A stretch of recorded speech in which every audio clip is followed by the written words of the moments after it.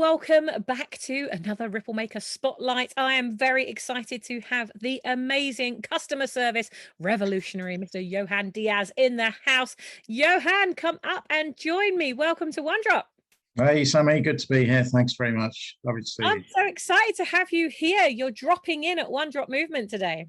Absolutely. Great to be here. Looking forward to it. Well, I'm looking forward to digging in to your tip because it is one that each and every member of this community and every one of you that are watching live from YouTube, you need to know this tip. But before we do, let's get behind the bonnet of you, Johann. Tell us a little bit about why you do what you do. Why do you love doing it so much? Well, Sammy, the strange thing for some people is that I'm truly passionate about service and about how organizations particularly go about serving us, their customers, and our communities, right? And for too many, frankly, I kind of find too many organizations these days just pay lip service to it, or they throw technology at us, or they just do things really badly. And it frustrates me like crazy. It really does. And it doesn't have to be that way. So I'm all about working with organizations to really help them improve that, right? That's what gets my heart. And I can see why. I mean, like, how many of you watching this now have been on the receiving end of utterly shite customer service? It doesn't feel good, does it? And when I talk about building a brand, that feeling of being loved and nurtured, feeling like somebody cares about you, like you're the only person in the world, like you're really valued and you're valuable to that person, giving you that big warm hug. That's what a brand should be. And yet people go out there to create businesses and they create the business and forget all about the customer service element. So what is your solution to this, Johann? What are you going out there and doing to solve this problem? Well, it's a funny one in a way, because what I find, Sammy, is many organizations over the years of great growth in technology, let's face it, have just kind of jumped on all those bandwagons and go, oh, we could do this, we could do that. We should use the latest gizmos. We should employ the latest suppliers. We should just do it, right? For one, and a lot of it is driven by reducing their own internal cost. And I get that. Every organization needs to reduce their costs, be as efficient as possible, but they also need to be as effective at delivering that final service, right? So, and they've not done that very well. Some organizations are fantastic. Legacy, traditional organizations have found that really, really hard. And I understand, I've been there. Many of us will have been there, right? We've been inside organizations, we've worked for plenty of companies, and we know how difficult it is sometimes from the inside to actually do what many people would love to do, which is serve their customers well. The other side of it is they've also got confused over the years over moving into the world of customer experience. And we all love a great experience, but they've taken that eye off the fact that service is at the heart of experience. And they've kind of gone off in their little world and little consultancies and little programs of experience. And you go, yeah, but you can't take it right off the fact that what you are delivering is fundamental to experience. And they've kind of gone off half-cocked in a different direction. I mean, it's so good for us to, it makes complete sense. And it's really good for us to, as small business owners, solopreneurs, therapists, healers, speakers, authors that are mainly in this community, Yep. for us to learn early on, because there's absolutely nothing stopping any one of you in this community from being a large organization, from growing into the kind of organizations that Johann helps now. But the thing is, I mean, it's great that they have these problems. Otherwise, Johann, you wouldn't have anything to do. Absolutely. But if smaller businesses could learn this stuff earlier on, then you would be part of their journey for the whole lifetime of the business, instead of just when it starts to go wrong or the shit hits the fan or they have problems with their customer service teams.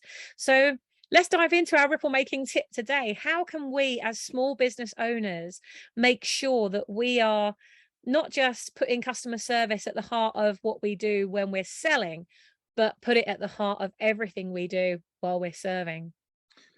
Well, I think many respects, we've gotten used to accepting poor levels of service, whether it be from customers that or organizations that we work with, or things we buy from whomever.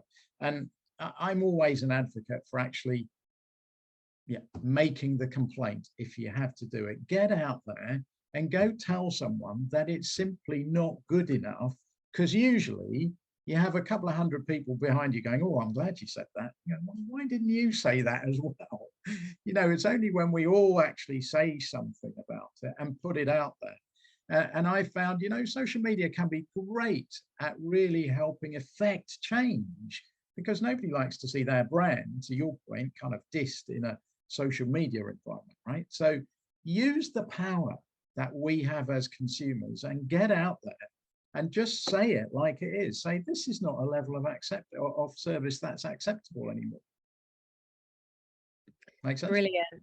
It makes complete sense. And so I know that there's a lot of people, certainly in this community, that won't feel comfortable at doing that, because it sounds, I don't know, quite aggressive as an approach of going in. Not that it is, I'm not saying that it No, it is, doesn't have to be, no. but it doesn't have to be. So could you give some examples? I mean, in my experience, whenever I've approached something from a loving place, I've gotten better change than when Yeah, I've gone in with that absolutely.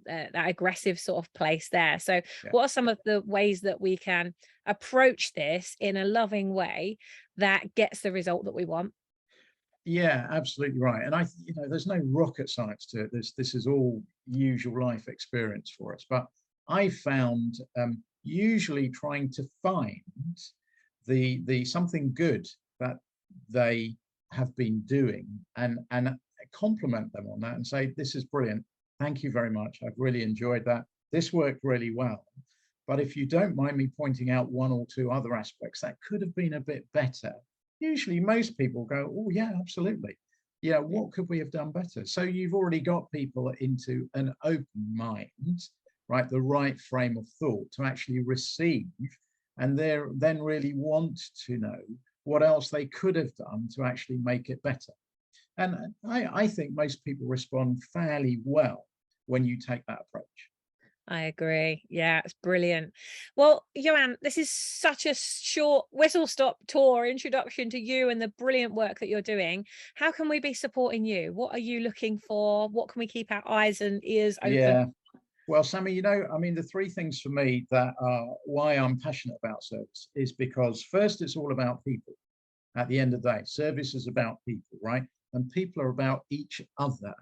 We are we are born to serve. We're born to love. It's kind of the same thing, right? So it's about people. It's about the individual and personhood, and that notion that as an individual being, this is part of my inherent calling to actually serve and to love. We do it naturally. So take it up and actually promote it. And it's also now about the planet. And the world of service has great opportunities in using good technologies well to actually serve the planet far better than we've ever done before, and stop things like the throwaway economies and various other things. With new technologies, it enables organizations to actually serve the planet much, much better. So I want people to get that message out there and say, look, what we're doing at the moment is not good enough. We can be better. And here's how we need to do it. Amazing. So are you looking for speaking opportunities to get this message Absolutely. out there to the world? Big Very much. platforms, Yeah, opportunities to share this message? absolutely. So who would be the perfect person that if we came into contact with them, that would be the perfect outlet for your whole message, or they would be the perfect client for you? Who would we be looking for? Well, I think, by way of influencing the message, right? Any event creators or people involved in events out there, particularly in the corporate world, because my message is for the corporate world, because I've been on the inside and I know how to do some of it. I don't profess to know all of it, but I can work with and coach and support the leaders to actually get on and do it. So anyone who's running events for the corporate world, love to be on their stage and get this message out there. And then equally, as you said right at the beginning, you know, some of the smaller businesses, as they're growing, keep service at the heart. Even if you bring new technologies in, don't forget that journey in your customer's shoes when you've put the technology together, because I guarantee you'll find one or two hiccups along the journey, and you've got to go fix them before you go live with it, right? It's as simple as that. Yeah, really good point there. I always recommend a soft launch to your existing customer base, or to those that you think are your dream customers, before you go out there and, and do the big launch. Like you say, there's always we lovingly call it a shit list of things that there's always happen. Yeah, absolutely.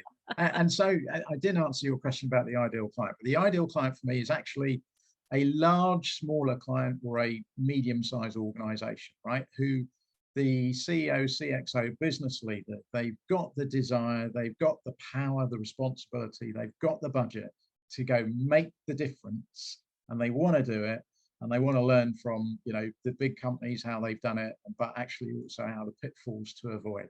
That's my ideal client. Brilliant. All right, we'll keep our ears and eyes peeled. Johann, thank you so much for coming and dropping in with us at One Drop Movement today. We look forward to seeing you again and following your journey. So guys and girls, go connect with Johann. If you go to the members tab at the top of the group, you'll be able to find Johann and directly connect with him there. And Johann, is there any other way that's best to connect with you? I know you're on LinkedIn. I'm on LinkedIn. Come find me there. Absolutely. Yeah. Facebook, find me there. You know, usually LinkedIn is the one for the corporate world. So yeah, absolutely. Perfect. Well, have an amazing day, Johann. Guys and girls, keep making those ripples that only you can make. God bless everyone. But hasn't been in this seat, make sure that you click on the Kartra link at the top of this video in the description, so that you can book your ripple making spotlight. We'll be back tomorrow with another spotlight. Take care, and we'll see you then. Bye bye for now.